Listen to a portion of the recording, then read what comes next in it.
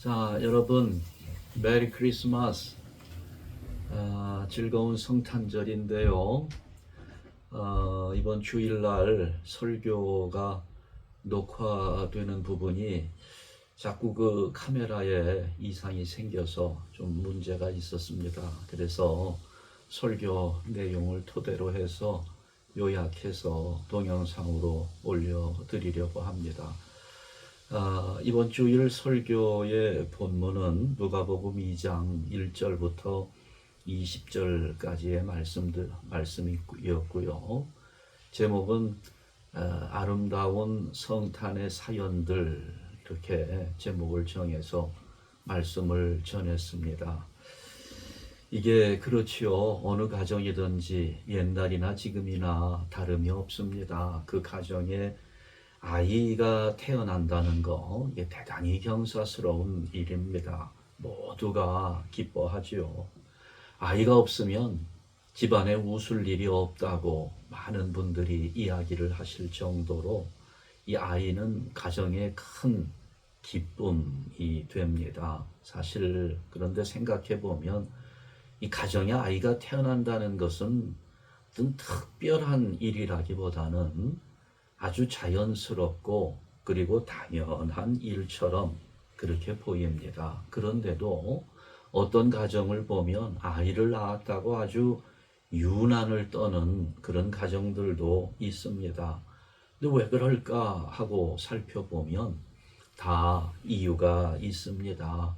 그렇게 남보다 더 좋아할 만한 사연이 있는 것입니다. 결혼한 지 10년이 지나도록 아이를 낳지 못하다가 하나님 앞에 간절한 소원을 두고 기도했더니 하나님이 은혜를 주셔서 결혼 10년 만에 아이를 낳았다고 할 때 그런 늦지막이 아이를 낳은 그런 사연을 가지고 있는 그런 가정이 다른 가정들보다 더 기뻐하는 것은 당연한 일 아니겠습니까? 아이고, 뭘 저렇게 야단이야. 지만 아이를 낳았는 줄 아나? 자기네만 아들을 낳았나? 뭐 이렇게 안이 곱게 여기는 마음을 가지다가도 그 가정이 딸만 칠공주를 낳은 끝에 이렇게 아들을 낳았다 하는 사연을 듣게 되면 그랬구나 하는, 이제 그러면서 고개를 끄덕이게 됩니다. 이렇듯 어떤 일이든지 간에 사연이 있으면 그에 따른 기쁨은 더욱 커지기 마련입니다. 예수님이 태어나셨을 때도 마찬가지였습니다. 인류의 첫 번 성탄절, 아기 예수님의 탄생을 축하하기 위해서 말구유 옆에 모여든 사람들이 있었습니다. 그런데 그분들을 보면 다 하나같이 저마다의 아름다운 사연을 간직하고 그 성탄의 자리에 참여하면서 큰 기쁨 속에 경배하는 모습을 보여주었지요. 오늘도 우리 또 이렇게 다시 또 한 번의 예수님 탄생을 맞이하고 있는데요. 이런 뜻깊은 날에 우리가 함께 아기 예수의 탄생을 기뻐하고 축하하고 그렇게 하면서 그 당시 예수님 처음 태어나셨을 그 당시의 사람들이 어떤 사연들을 가지고 있었는지 한번 좀 살펴보겠습니다. 첫 번째, 마리아의 사연입니다. 참 이 마리아, 자기의 몸을 통해서 탄생하신 아기 예수님을 강보에 쌓아서 말구유에 뉘었습니다. 그리고 그 인류의 구세주 가장 가까이에 앉아서 평화롭게 잠드신 예수님을 흐뭇하게 바라보고 있습니다. 이 세상에 구세주가 태어나는 그 성탄의 밤이 있기까지 이 마리아에게는 아름다운 사연이 있었습니다. 어느 날 갑자기 들려온 천사 가브리엘의 음성이 있었지요. 누가복음 1장 28절에서 31절 말씀을 보면 은혜를 받은 자여 평안할지어다. 주께서 너와 함께 하시도다. 보라, 내가 잉태하여 아들을 낳으리니 그 이름을 예수라 하라. 자, 이 순결한 처녀였던 마리아에게 네가 임신할 것이라는 이 천사의 예고, 처녀로서는 정말 감당하기 어려운 시련의 말씀이 아닐 수 없습니다. 온갖 생각이 다 들었을 거예요. 이게 아무리 성령으로 되어지는 일이라 할지라도, 아니 지금 내가 처녀인데 뱃속에 아이가 있고 이 아이가 자라날 것이고, 그러면서 배가 이렇게 불룩 나오게 되면 과연 누가 나의 순결을 알아주겠는가, 믿어주겠는가. 아무리 정혼자인 요셉이 의로운 사람이기는 해도 그 요셉이 나를 어떻게 생각할까?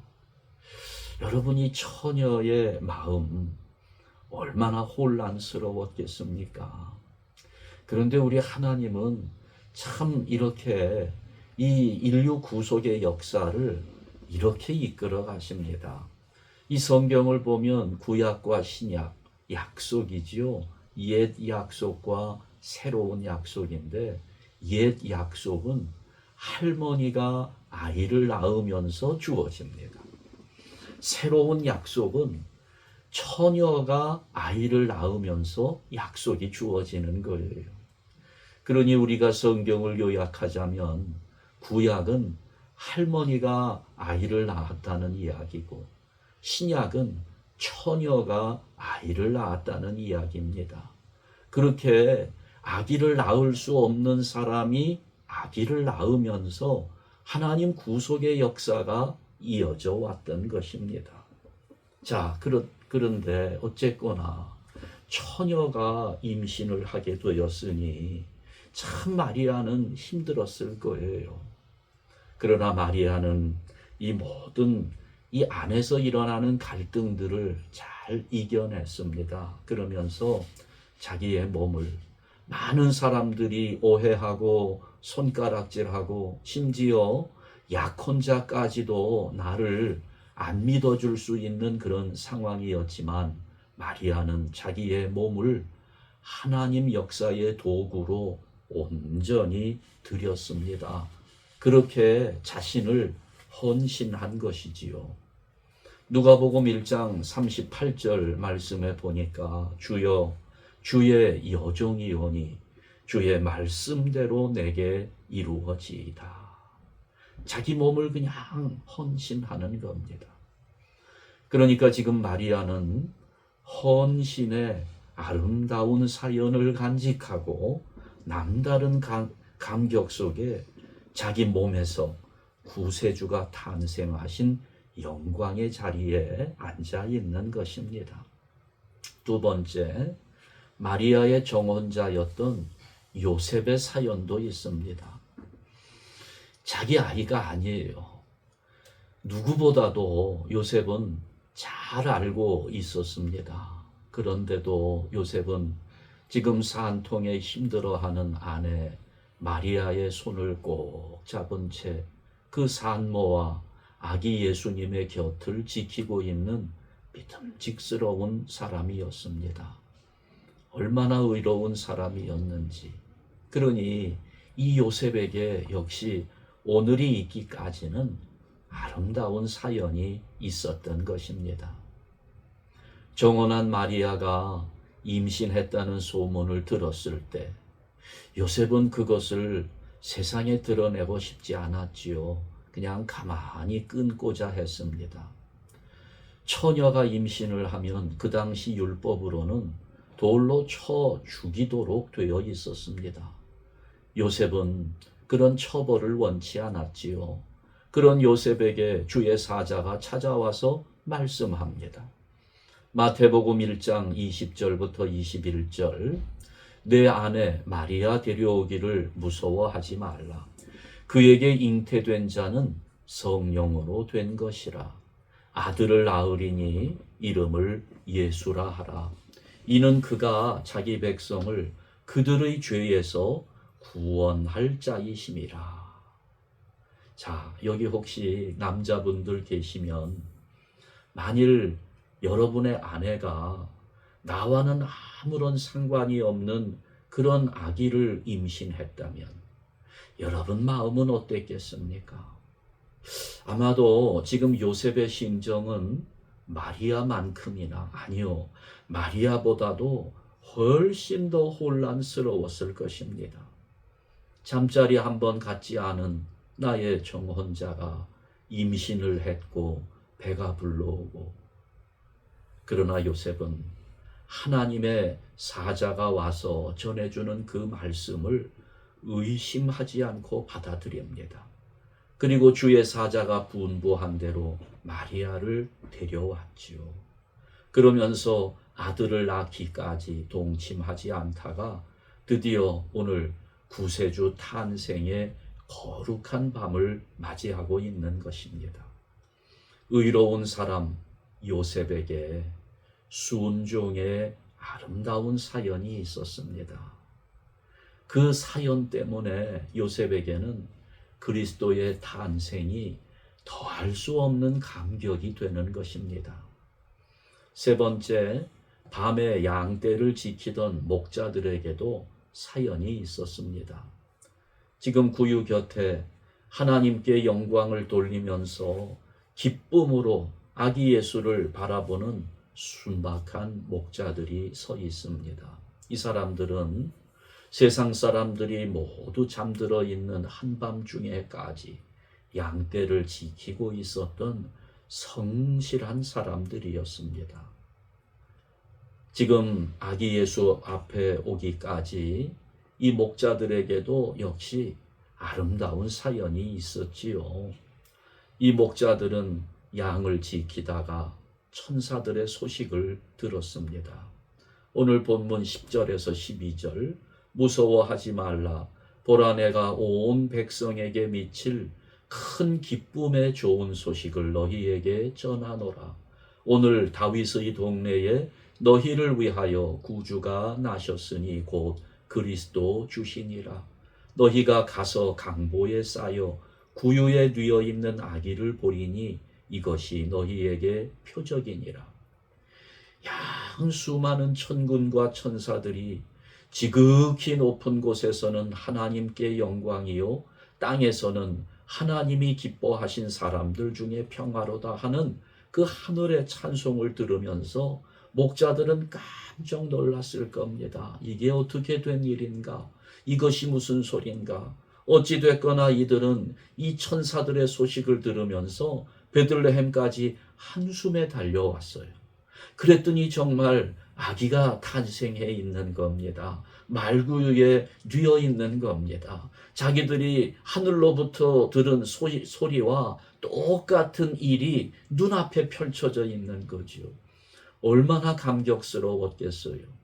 이 목자들은 성실하게 일하다가 이런 엄청난 사연을 마음에 간직하게 된 것입니다. 그러니 그들의 이런 구세주를 맞이하는 영광을 누릴 수 있었던 것, 그것은 이 목자들에게 성실하게 수고한 봉사의 아름다운 사연이 있었기 때문입니다. 네 번째, 동방의 박사들이 간직한 사연도 매우 아름다운 것이었습니다. 하나님의 아들 예수 그리스도께서 온 인류를 구원하시기 위하여 육신을 입고 세상에 오시던 그날, 그 자리에는 유대인들만 있었던 것은 아닙니다. 마태복음 2장을 보면 아기 예수가 누워 계신 그 곁에 땅바닥에 엎드려 겸손하게 경배하는 이방인들도 있었습니다. 이 사람들은 별을 연구하는 학자들이었지요. 별을 보면서 유대인의 왕을 상징하는 별이 나타난 것입니다. 그것을 발견하고 먼 길을 찾아서 달려온 동방의 박사들입니다. 황금과 유향과 몰약을 예물로 준비했습니다. 그리고 그 별 하나만 바라보면서 그 별의 인도를 따라 엄청난 고생을 했겠지요.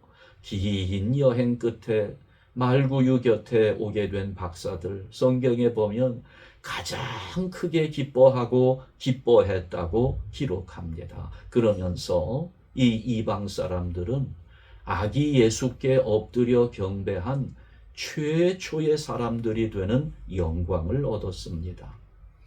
하나님의 아들 예수님은 선민이었던, 자기들이 하나님의 특별한 선택을 받았다고 자부하는 이스라엘 사람들에게서가 아니라 이방인들에게서 최초의 경배를 받으셨습니다. 그러니까 지금 동방 박사들은 하나님께 경배하는 아름다운 사연을 가지고 구세주 탄생의 영광스러운 자리에 참석하고 있는 것입니다. 자, 오늘도 우리는 또 한 번의 성탄절을 맞이합니다. 하나님의 아들 예수 그리스도께서 죄인들을 구원하시려고 인간의 몸을 입고 이 땅에 오신 성탄절이지요. 그래서 온 세상이 함께 즐거워하고 있는 것입니다. 그런데 마리아, 요셉, 목자들, 동방의 박사들, 이런 사람들은 어쩌면 오늘 우리는 모든 것을 알고 있는 우리들보다도 훨씬 더 큰 감격으로 예수님 탄생을 맞이하고 있어요. 아름다운 사연을 간직한 사람들이었기 때문입니다. 그래서 이 사람들은 다른 사람들보다 훨씬 더 큰 기쁨이 있었고 훨씬 더 큰 감격이 그들 속에 있었던 거죠. 예수님 탄생을 그야말로 이런 감동 속에 맞이할 수 있었던 것입니다. 오늘 우리는 어떨까요? 오늘 여러분의 마음에 이런 사연이 간직되어 있나요? 성탄의 사연들. 이런 사연들도 있습니다. 어떤 분이 사업을 하다가 망했습니다. 너무너무 가난해졌어요. 그러다 보니 그렇게 가난해진 아버지가 크리스마스를 맞이하는데 아내에게도 선물을 해주고 싶고 하나 있는 딸에게도 선물을 해주고 싶은데 준비할 수가 없었습니다. 가진 것이 아무것도 없어서. 그래서 가족들에게 이런 제안을 했습니다. 우리가 진짜 선물을 해줄 수 없는 대신에 우리 서로에게 주고 싶은 선물을 그림으로 그려서 주는 것은 어떨까 하고 제안을 했습니다. 선물을 그림으로 주자는 겁니다. 가족들이 동의했어요. 그래서 크리스마스 이브 날 조촐한 식사와 함께 선물을 나눕니다. 선물 교환을 하는 거죠. 선물이래야 종이 한 장 주는 것인데 엄마는 아빠에게 멋진 자동차를 그림으로 그려서 선물로 주었습니다. 아빠는 엄마에게 아주 근사한 다이아 목걸이를 선물했습니다. 그러면서 엄마 아빠는 그 딸 이름이 슬기였습니다. 슬기에게 자전거와 함께 슬기가 갖고 싶어 했던 장난감들을 그림으로 그렸습니다. 슬기는 엄마 아빠의 선물을 받았어요. 이제 딸 슬기가 선물할 차례입니다. 그런데 그 슬기의 선물을 받은 엄마 아빠가 감격스러워서 눈물이 글썽댑니다. 슬기의 그림은 이랬습니다. 환하게 웃고 있는 남자, 그리고 그 남자의 손을 꼭 붙잡고 있는 여자, 그리고 그들 사이에 안겨서 웃고 있는 여자 꼬마 아이, 그리고 그 밑에 제목을 적어 놓았습니다. 우리라고 적은 것입니다. 엄마 아빠는 슬기의 이 선물을 받으면서 얼마나 감동이 되었는지 몰라요. 이 사람들에게는 더할 수 없는 성탄의 사연이 된 것입니다. 이후로 성탄절이 될 때마다 이분들은 이 사연 때문에 예수님의 탄생하신 성탄절의 감동이 누구보다도 크게 다가온다는 것입니다. 여러분, 우리 이번 성탄절을 맞이하면서 한번 아름다운 사연들을 만들어 놓으시고 마음에 간직할 수 있기를 바랍니다. 이미 사실 우리에게 여러 가지 사연들이 있기는 해요. 그러나 여러분, 그런 사연들 말고 그냥 크리스마스라고 연말 분위기에 휩쓸리면서 이런 파티 저런 파티 밤새도록 술 마시다가 토하면서 고생했던 그런 사연 말고요. 크리스마스 이브날 소개팅에서 만난 이성에게 그냥 들이대다가 뺨 한 대 아주 제대로 얻어맞았던 그런 사연들 말고, 사실 저에게도 아주 아련한 추억의 성탄절 사연들이 꽤 많습니다. 선물 교환을 하면서 중고등학교 시절에 무엇을 선물할까 고민하며 준비하던 일, 또 나는 무슨 선물을 받을까, 또 선물을 받고 나서 그 포장지를 뜯으면서 뭐가 들어있을까 기대했던 그 설레는 그런 마음들, 그때만 해도 사부로 찬송하는 걸 너무 좋아해서 친구들끼리 모여서 며칠 전부터 연습합니다. 고요한 밤, 고요한 밤, 고요한 밤, 고요한 밤 해서 소프라노, 엘토, 테너, 베이스 이렇게 파트를 정하고 연습을 해서, 그리고 크리스마스 이브 날 자정이 지나면 집집마다 돌아다니면서 새벽송을 돌고 했던 이제 그런 사연들도 있어요. 또 크리스마스 날이라고 모여서 밤새도록 유행가를 부르면서 기타 치고 난리를 치다가 장로님에게 걸려서 아주 야단 맞았던 그런 사연들, 이미 이런저런 사연들은 있어요. 그런데 이런 사연들 이제는 너무 오래된 아련한 옛 추억이기에 지금 감동하기에는 많이 부족합니다. 이미 퇴색한 기억들 뿐입니다. 그러니 여러분, 올해 한번 새로운 사연들을 만들어 봅시다. 옛날 사연 이제 우려먹을 대로 우려먹어서 이제는 조그마한 감동도 일어나지 않는 그런 아련한 옛 기억들만 이렇게 떠올리지 말고 최신 사연을 한번 만들어 봅시다. 지금 세상 사람들이 자기 만족을 추구하면서 타락의 기회로 삼고 있는 이 성탄의 의미를 왜곡하는 이 시대를 살고 있는 우리가 과연 오늘 이 성탄절에 어떤 사연을 만들 수 있을까? 마리아처럼 헌신의 아름다운 사연, 요셉처럼 순종하는 아름다운 사연, 목자들처럼 성실하게 자기의 삶에 충실하는 그런 봉사의 사연, 동방 박사들처럼 예물을 드리면서 경배하는 그런 아름다운 사연들. 자, 오늘 우리가 이렇게 예수님을 위한 아름다운 사연들을 간직할 때 성탄의 의미는 더욱 깊어질 수 있을 것입니다. 그래서 저는 여러분에게 한 가지 권면을 드립니다. 우리 올해 성탄절에 꼭 아름다운 사연 하나씩 만들기를 원하는데요. 올해에는 화해의 사연을 하나씩 만들어 봅시다.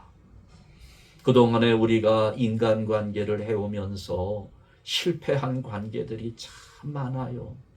때로는 배신을 당하고, 그래서 원망스러운 사람들, 정말 지금 생각만 해도 그 사람 이름만 떠올려도 화가 치밀어 오르고 분노에 어쩔 줄 몰라 하는 그런 사람들 있지요. 그냥 눈앞에 있다면 뒤통수를 한 대 때리고 싶은 그런 사람들 있어요. 여러분, 올해 성탄절에는 그런 사람들과 화해의 사연을 만들어 봅시다. 억울하시겠지요. 내가 엄청난 손해를 보는다 생각될 수도 있을 겁니다. 그런데 내가 먼저 한번 손을 내밀어 봅시다. 억울하게 생각하지 말고요. 지금 여러분 마음에 떠오르는 사람들이 있을 겁니다. 그 사람이 가족일 수도 있어요. 가장 친밀했던 친구였을 수도 있습니다. 저도 지금 마음에 떠올려지는 이름들이 있어요. 저도 한번 해보려고 합니다. 자신은 없지만 힘든 일이 될 테니까. 그런데 한번 해보려고 합니다. 내가 먼저 손을 내밀고 화해하는 그런 사연을 이 성탄절에 만들어 보십시다. 이렇게 우리가 함께 아름다운 사연들을 만들어서 간직하는 중에 올해 2024년 성탄절을 우리 하나님께 영광을 돌리는 그런 복된 성도들 되시기를 주님의 이름으로 축원합니다.